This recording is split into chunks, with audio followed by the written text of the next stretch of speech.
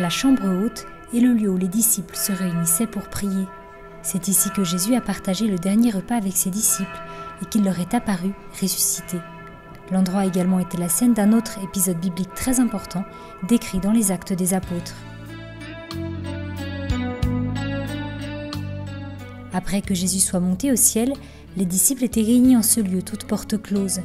C'était à l'époque de la fête juive de Pentecôte, célébrée 50 jours après Pâques. Soudain, une tornade a enveloppé la maison et des langues de feu sont apparues. Et ils furent tous remplis de l'Esprit Saint et se mirent à parler en d'autres langues. Adjacent au cénacle se trouve un monastère franciscain. Le frère Vander, l'un des religieux de la maison, explique l'histoire du lieu.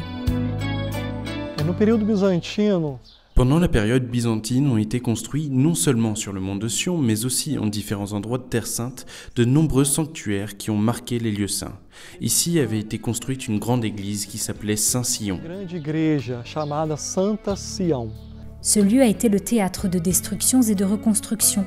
À l'époque médiévale, les franciscains sont arrivés et ont fondé ici le premier couvent de Terre Sainte. Ils ont été expulsés par les Turcs au XVIe siècle avant de revenir en 1920. Aujourd'hui, ils peuvent y célébrer une liturgie officielle 2 fois par an, le jeudi saint et le jour de la Pentecôte. Nós, como filhos de São Francisco, procuramos.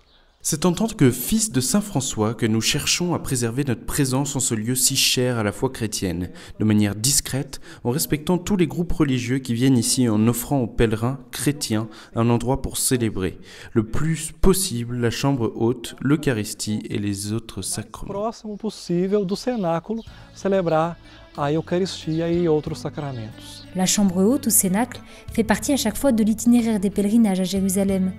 Les gens du monde entier y viennent en quête de l'expérience vécue par les apôtres. Le père Jonas vit en Italie et est venu avec ses parents du Brésil. Pour nous, c'est une joie d'être ici dans ces jours précédant la Pentecôte, car c'est venir à l'endroit où Jésus a été physiquement et à l'endroit où l'Esprit Saint a envoyé ses disciples à travers le monde. Ainsi, en participant à la mission de Jésus en tant qu'Église, je participe moi aussi à cette mission. C'est émouvant.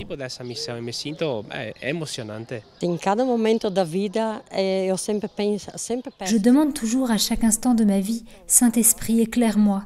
Et me voici aujourd'hui dans le lieu de la descente du Saint-Esprit. Et je vois que cela me donne la force de continuer mon chemin. La Pentecôte constitue un tournant dans l'histoire du christianisme. Avec la venue du Saint-Esprit, les disciples se sont remplis de courage et de sagesse, ce dont ils avaient besoin pour proclamer le Christ ressuscité aux 4 coins du monde. E essa missão, ela se renova hoje.